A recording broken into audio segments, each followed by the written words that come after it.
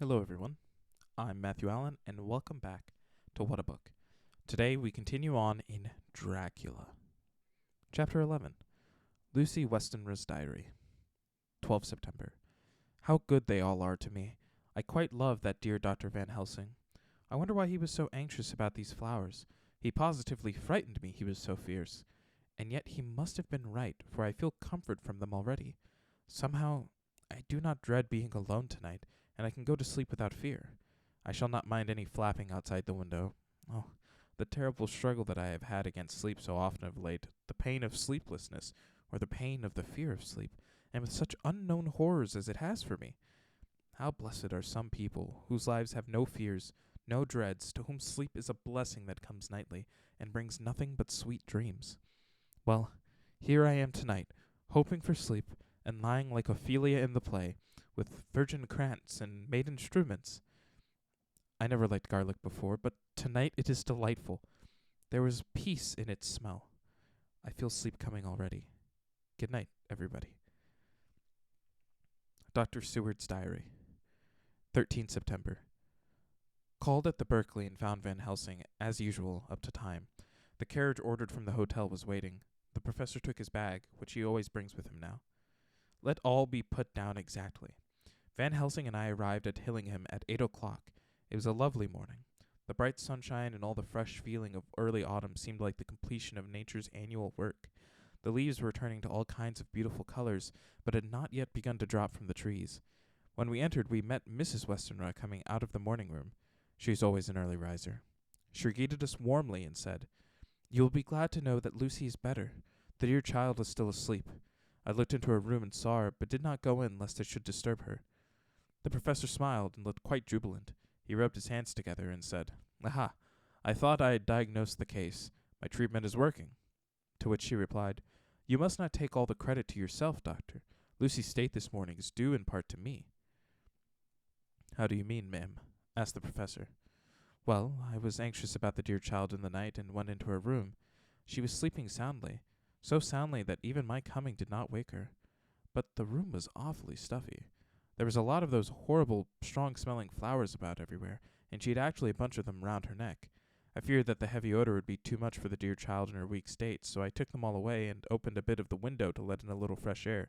You will be pleased with her, I am sure." She moved off into the door, where she usually breakfasted early.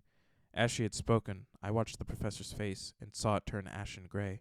He had been able to retain his self-command whilst the poor lady was present, for he knew her state and how mischievous a shock would be. He actually smiled on her as he held open the door for her to pass into her room. But the instant she had disappeared, he pulled me, suddenly and forcibly, into the dining room and closed the door. Then, for the first time in my life, I saw Van Helsing break down. He raised his hands over his head in a sort of mute despair, and then beat his palms together in a helpless way. Finally, he sat down on a chair and, putting his hands before his face, began to sob with loud, dry sobs that seemed to come from the very racking of his heart. Then he raised his arms again, as though appealing to the whole universe. "God! God! God!" he said. "What have we done? What has this poor thing done that we are so sore beset? Is there fate amongst us still, sent down from the pagan world of old, that such things must be, and in such way? This poor mother, all unknowing, and all for the best as she think, does such thing as lose her daughter, body and soul, and we must not tell her, we must not even warn her, or she die, then both die. Oh, how we are beset! How are all the powers of the devils against us!" Suddenly he jumped to his feet. "Come," he said. "Come, we must see and act. Devils or no devils, or all the devils at once, it matters not. We must fight him all the same." He went to the hall door for his bag, and together we went up to Lucy's room. Once again I drew up the blind, whilst Van Helsing went towards the bed. This time he did not start as he looked on the poor face with the same awful waxen pallor as before. He wore a look of stern sadness and infinite pity. "As I expected," he murmured, with that hissing inspiration of his which meant so much. Without a word he went and locked the door, and then began to set out on the little table the instruments for yet another operation of transfusion of blood. I had long ago recognized the necessity and began to take off my coat, but he stopped me with a warning hand. "No," he said. "Today you must operate. I shall provide. You are weakened already." As he spoke, he took off his coat and rolled up his shirt sleeve. Again the operation, again the narcotic, again some return of color to the ashy cheeks, and the regular breathing of healthy sleep. This time I watched whilst Van Helsing recruited himself and rested. Presently he took an opportunity of telling Mrs. Westenra that she must not remove anything from Lucy's room without consulting him, that the flowers were of medicinal value, and that the breathing of their odor was a part of the system of cure. Then he took over the care of the case himself, saying that he would watch this night and the next, and would send me word when to come. After another hour Lucy waked from her sleep, fresh and bright, and seemingly not much the worse for her terrible ordeal. What does it all mean? I'm beginning to wonder if my long habit of life amongst the insane is beginning to tell upon my own brain. Lucy Westenra's diary. 17th September. 4 days and nights of peace. I am getting so strong again that I hardly know myself. It is as if I had passed through some long nightmare and had just awakened to see the beautiful sunshine and feel the fresh air of the morning around me. I have a dim half-remembrance of long, anxious times of waiting and fearing, darkness in which there was not even the pain of hope to make present distress more poignant, and then long spells of oblivion, and the rising back to life as a diver coming up through a great press of water. Since, however, Dr. Van Helsing has been with me, all this bad dreaming seems to have passed away.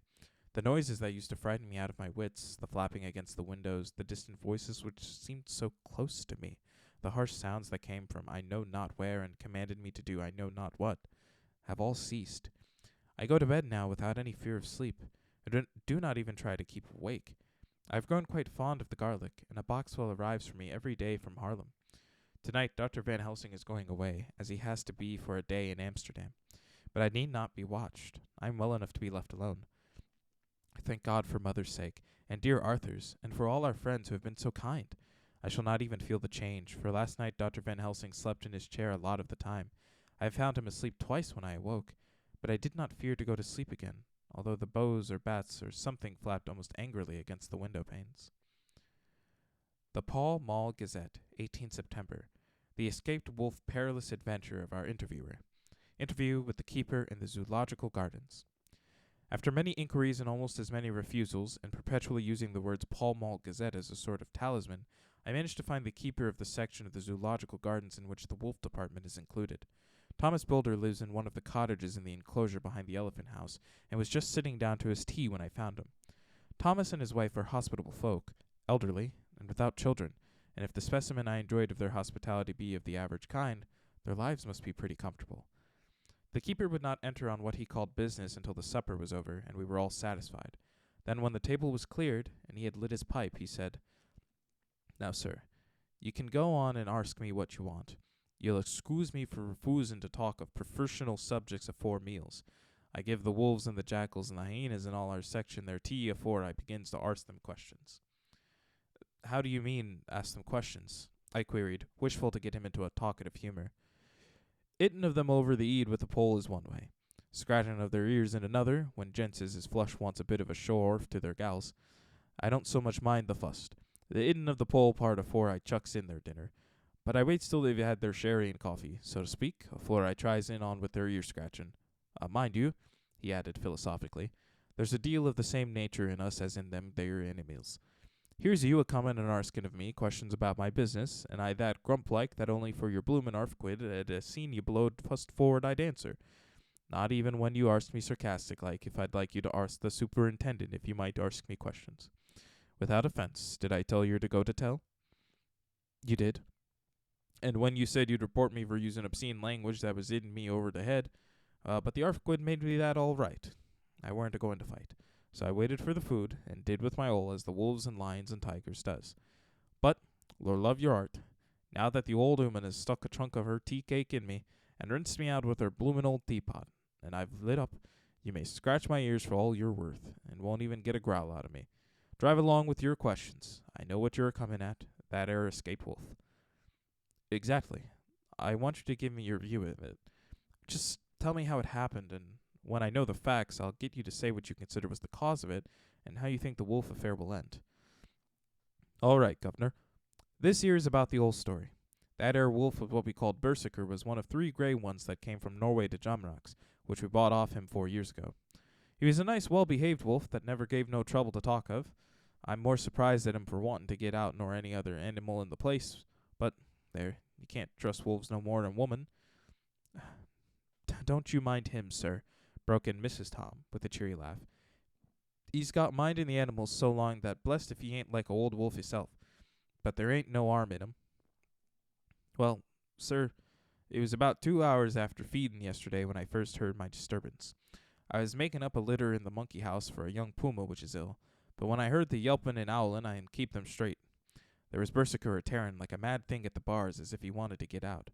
There wasn't much people about that day, and close at hand was only one man, a tall, thin chap with a oak nose and a pointed beard, with a few white hairs running through it.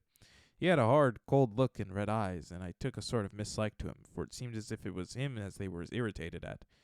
He had white kid gloves on his hands, and he pointed out the animals to me and says, "Keeper, those wolves seem upset at something." "Maybe it's you," says I, for I did not like the airs as he gave himself. He didn't get angry, so I hoped he would, but he smiled a kind of insolent smile, with a mouth full of white, sharp teeth. "Oh, no, they wouldn't like me," he says.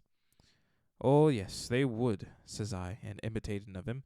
"They always like a bone or two to clean their teeth on about tea time, which you has a bagful." Well, it was an odd thing, but when the animals see us a-talkin', they lay down, and when I went over to Berserker, he let me stroke his ears same as ever. That there man came over, and blessed but if I didn't put in his hand and stroke the old wolf's ears too. "Take care," says I. "Berserker is quick." "Never mind," he says. "I'm used to him." "Are you in the business yourself?" I says, taking off my hat, for a man that trades in wolves, Antiquator, is a good friend to keepers. "No," he says, "not exactly in the business, but I have made pets of several." And with that he lifts his hat at as purtle as a lord, and walks away. Old Berserker kept a-looking arter him till he was out of sight, and then went on laying down in a corner and wouldn't come out the whole evening. Well, last night, so soon as the moon was up, the wolves here all began a-owlin'. There warn't nothing for them to owl at. There warn't no one near, except someone that was evidently a-callin' a dog somewheres out back of the gardens in the park road. Once or twice I went out to see that was all right, and it was, and then the owlin' stopped.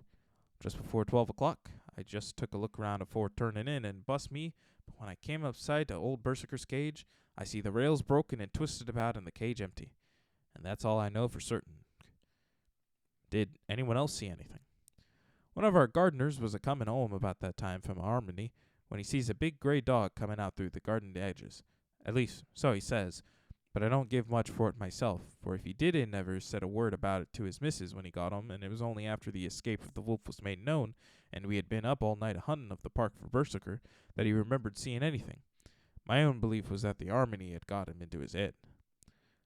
Now, Mr. Boulder, can you account in any way for the escape of the wolf? Well, sir, he said with a suspicious sort of modesty, I think I can, but I don't know as how you'd be satisfied with the theory. Certainly I shall. If a man like you, who knows the animals from experience, can't hazard a good guess at any rate, who is even to try? Well then, sir, I accounts for it this way. It seems to me that there wolf escaped, simply because he wanted to get out. From the hearty way that both Thomas and his wife laughed at the joke, I could see that it had done service before, and that the whole explanation was simply an elaborate sell. I couldn't cope in badinage with the worthy Thomas, but I thought I knew a surer way to his heart. So I said, Now, Mr. Builder, we'll consider that first half sovereign worked off, and this brother of his is waiting to be claimed when you've told me what you think will happen. Right ye are, sir, he said briskly. You'll excuse me, I know for a chaffin of ye, but the old woman here winked at me, which was as much as telling me to go on. Well, I never, said the old lady. My opinion is this. That wolf is a hiding of somewheres. The gardener what didn't remember said he was a gallopin' northward faster than a horse could go, but I don't believe him for, you see, sir, wolves don't gallop no more nor dogs does. They not been built that way. Wolves is fine things in a storybook, and I say when they gets in packs and does be chivvying something that's more afeard than they is, they can make a devil of a noise and chop it up, whatever it is. But Lord bless you, in real life a wolf is only a low creature, not half so clever or bold as a good dog, and not half a quarter so much fight in him. This one ain't been used to fightin' or even to providin' for himself, and more like he's somewhere round the park a-hidin' and a-hiverin' of, and, if he thinks at all, wonderin' where he is to get his breakfast from. Or maybe he's got down some Mary and is in a coal cellar. My eye, won't some cook get a rum start when she sees his green eyes a-shinin' at her out of the dark. If he can't get out food, he's bound to look for it, and mayhap he may chance to light on a butcher shop in time. If he doesn't, and some nursemaid goes out walking on a roof with a soldier, leaving off the infant in the primrebulator, well, then I shouldn't be surprised if the census is one babby the less. That's all. I was handing him half the sovereign when something came bobbing up against the window, and Mr. Bilder's face doubled its natural length with surprise. God bless me, he said, if there ain't old Berserker come back by hisself. He went to the door and opened it, a most unnecessary proceeding, it seemed to me. I have always thought that a wild animal never looks so well as when some obstacle of pronounced durability is between us. A personal experience has intensified rather than diminished that idea. After all, however, there is nothing like custom, for neither Bilder nor his wife thought any more of the wolf than I should of a dog. The animal itself was as peaceful and well-behaved as that father of all picture wolves, Red Riding Hood's quondam friend, whilst moving her confidence in masquerade. The whole scene was an unutterable mixture of comedy and pathos. The wicked wolf that for a half a day had paralyzed London and set all the children in town shivering in their shoes was there in sort of penitent mood, and was received and petted like a sort of vulpine prodigal son. Old Bilder examined him all over with most tender solicitude, and when he had finished with his penitent, said, There, I knew the poor old chap would get in some kind of trouble. Didn't I say it all along? Here's his head all cut and full of broken glass. He's been a-getting over some bloomin' wall or other. It's a shame that people are allowed to top their walls with broken bottles. This here's what comes of it. Come along, Berserker. He took the wolf and locked him up in a cage, with a piece of meat that satisfied, in quantity at any rate, the elementary conditions of the fatted calf, and went off to report. I came off, too, to report the only exclusive information that is given today regarding the strange escapade at the zoo. Dr. Seward's Diary, 17 September. I was engaged after dinner in my study posting up my books, which, through press of other work and the many visits to Lucy, had fallen sadly into arrear. Suddenly the door was burst open, and in rushed my patient, with his face distorted with passion. I was thunderstruck, for such a thing as a patient getting off his own accord into the superintendent's study is almost unknown. Without an instant's notice, he made straight at me. He had a dinner knife in his hand, and as I saw he was dangerous, I tried to keep the table between us. He was too quick and too strong for me, however, for before I could get my balance he had struck at me and cut my left wrist rather severely. Before he could strike again, however, I got in my right hand, and he was sprawling on his back on the floor. My wrist bled freely, and quite a little pool trickled onto the carpet. I saw that my friend was not intent on further effort, and preoccupied myself binding up my wrist, keeping a wary eye on the prostrate figure all the time. When the attendants rushed in and we turned our attention to him, his employment positively sickened me. He was lying on his belly on the floor, licking up, like a dog, the blood which had fallen from my wounded wrist. He was easily secured, and to my surprise went with the attendants quite placidly, simply repeating over and over again, "The blood is the life. The blood is the life." I cannot afford to lose blood just at present. I've lost too much of late for my physical good, and then the prolonged strain of Lucy's illness in its horrible phases is telling on me. I am overexcited and weary, and I need rest. Happily, Van Helsing has not summoned me, so I need not forego my sleep. Tonight I could not well do without it. Telegram, Van Helsing, Antwerp to Seward, Carfax. Sent to Carfax, Sussex, as no county given, delivered late by 22 hours. 17 September. Do not fail to be at Hillingham tonight.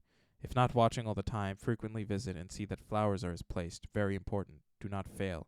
Shall be with you as soon as possible after arrival. Dr. Seward's Diary, 18 September. Just off train to London. The arrival of Van Helsing's telegram filled me with dismay. A whole night lost, and I know by bitter experience what may happen in a night. Of course it is possible that all may be well, but what may have happened? Surely there is some horrible doom hanging over us that every possible accident should thwart us in all we try to do. I shall take this cylinder with me, and then I can complete my entry on Lucy's phonograph. Memorandum left by Lucy Westenra. 17 September. Night. I write this and leave it to be seen, so that no one may be at any chance get into trouble through me. This is an exact record of what took place tonight. I feel I am dying of weakness, and have barely strength to write, but it must be done if I die in the doing. I went to bed as usual, taking care that the flowers were placed as Dr. Van Helsing directed, and soon fell asleep. I was waked by the flapping at the window, which had begun after that sleepwalking on the cliff at Whitby when Mina saved me, and which now I know so well. I was not afraid, but I did wish that Dr. Seward was in the next room, as Dr. Van Helsing said he would be, so that I might have called him. I tried to sleep, but I could not. Then there came to me that old fear of sleep, and I determined to keep awake. Perversely, sleep would try to come then when I did not want it. So, as I feared to be alone, I opened my door and called out, "Is there anybody there?" There was no answer.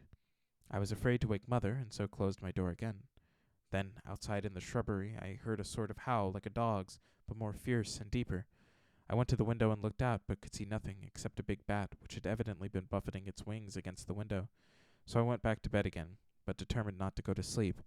Presently the door opened, and Mother, looking in, seeing by my moving that I was not asleep, she came in and sat by me.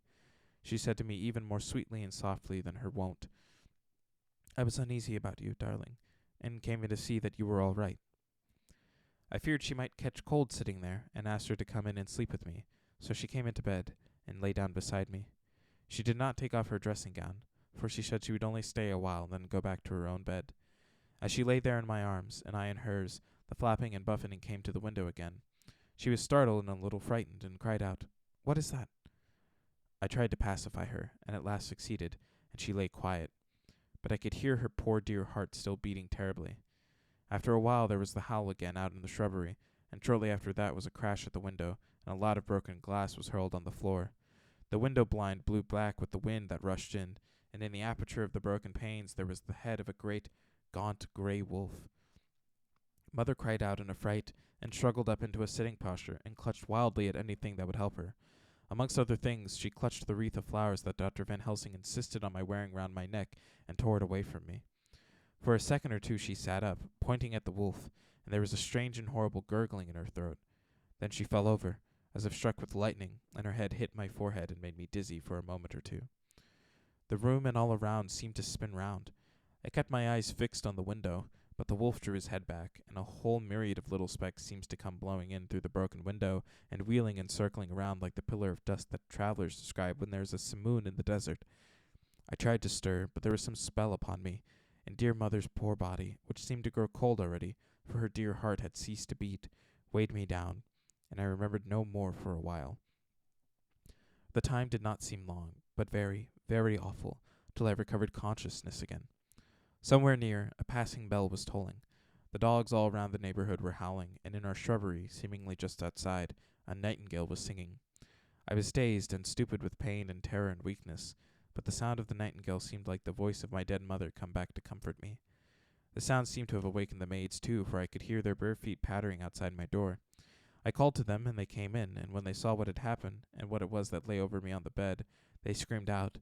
The wind rushed in through the broken window, and the door slammed to.